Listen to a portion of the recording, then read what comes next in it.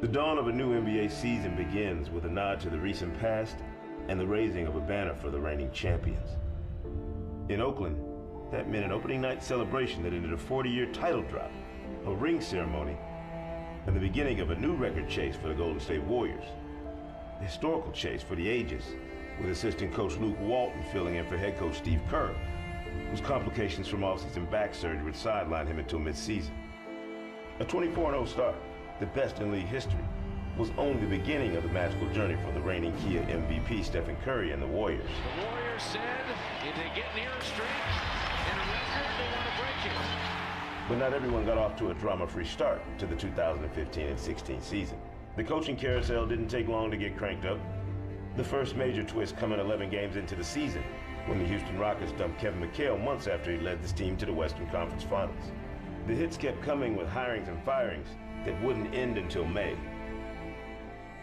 including Cleveland's David Blatt being replaced by his assistant, Tyronn Lue, 41 games into the season. In Los Angeles, the official announcement that this would be Kobe Bean Bryant's 20th and final season in a Lakers uniform changed the narrative. I don't want to do this anymore, and I'm okay with that. His farewell tour was marred by one of the worst seasons in franchise history, but didn't stop fans from around the globe from showing their respects for one of the game's all-time greats. He gave it back on the final night of the Lakers season, finishing with a vintage and scintillating 60-point effort in a win over the Utah Jazz, a performance befitting one of the most accomplished scorers and players the league has ever seen. What can I say? Mamba out. LeBron James and the Cleveland Cavaliers continued their rise to the top in the Eastern Conference. Deeper and more dominant this time around, it was clear early on that no one else in the East would slow them down. 65th NBA All-Star Game, Toronto, man. February's All-Star Game in Toronto marked the first time the league's mid-season celebration was held outside of the continental United States.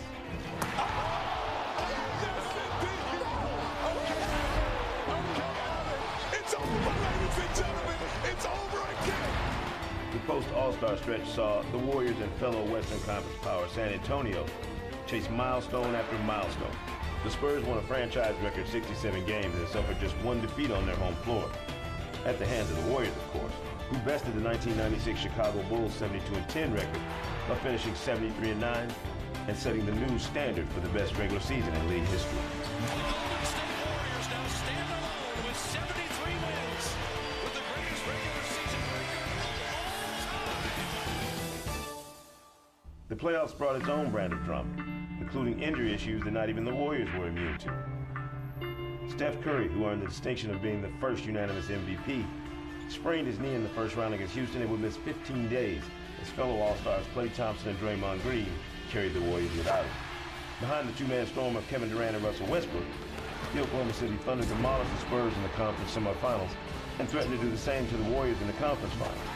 They were up 3-1 with a trip to the finals in sight, only to see the Warriors come back from the brink of elimination with 3 straight wins to keep their dream season alive.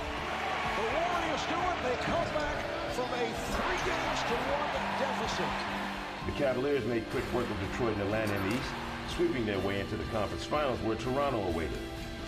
After splitting the first 4 games with the home team holding serve on their own floors, the Cavaliers' three-point shooting barrage was simply too much for the Raptors to overcome. A finals rematch was set, with the resilient Warriors and the full-strength Cavaliers ready to rumble again.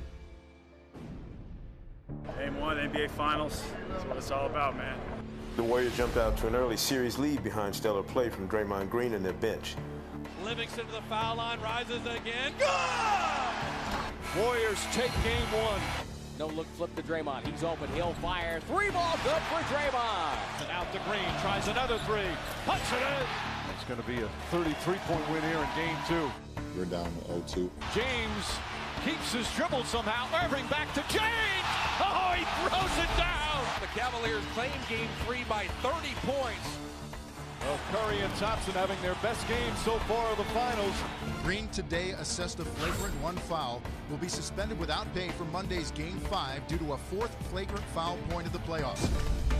Facing the daunting task of climbing out of a 3-1 hole, a feat never accomplished in the finals, LeBron James and Kyrie Irving led a furious comeback.